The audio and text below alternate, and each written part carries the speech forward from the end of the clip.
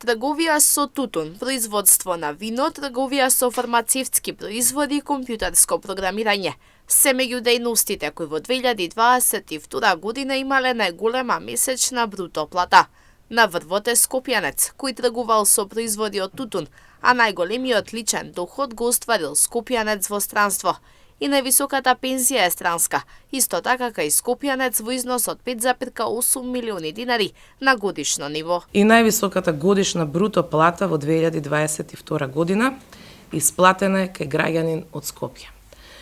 Платата е остварена во дејноста трговија на големо со производи од тутун и изнесува 144 милиони денари.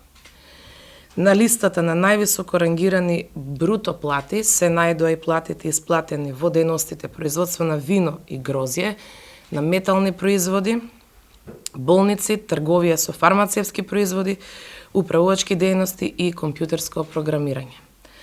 Највисокото лично примање во износ од 280,6 милиони денари по основ на извршена работа е остварено исто од скопјанец.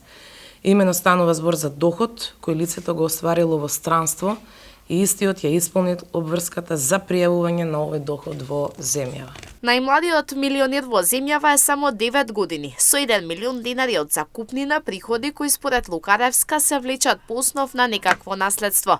Највозрасниот милионер пак има 97 години и минатата година остварил доход од 1,2 милиони динари по основ на пензија и доход од извршена работа. Меѓу лицата кои имале најмногу среќа е кочанчанец кој остварил добивка од игри на среќа. Најмногу среќа лани имале граѓани на Кичево и на Кочани. Двајцата оствариле добивки од игри на среќа, организирани од државната лотарија. Граѓанинот на Кичево оствари добивка во износ од 32,9 милиони денари, а лицето од Кочани остварило добивка од игра на среќа во износ од 27,3 милиони денари. Лукаревска на пресконференцијата на тема годишна даночна пријава највисок доход во 2022 година апелираше граѓаните редовно да го пријавуваат доходот кој го остваруваат од други физички лица во земјава, како и доходот кој го остваруваат од странски компании и странски физички лица.